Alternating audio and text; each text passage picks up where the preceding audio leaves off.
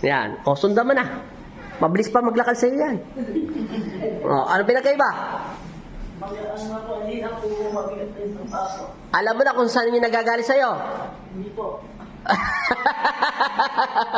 Alam na ng anak mo kung saan nasan siya sa second floor ng bahay.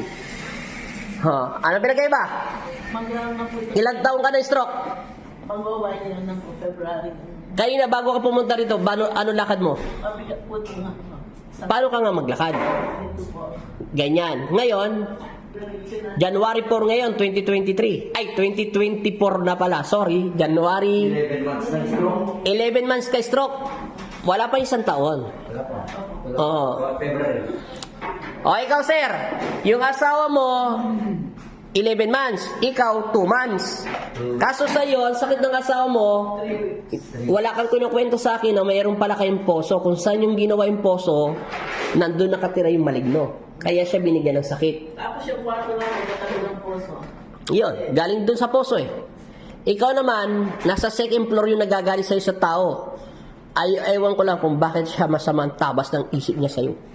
O sa buong pamilya mo. Pag inalaimik ka pa, gaganda palakan mo niyan, te. Kita mo yung mukha mo, hindi na haggard. Di ba, Nay? Kanina mukha niya, hindi kayo magkakilala niya, Nay. Anong oras na? 9:22. 9:22. Ang petsa ngayon, January 4, 2024. 11 months si stroke. Pag inalaimik ka pa, gaganda pa mukha mo niyan, Nay.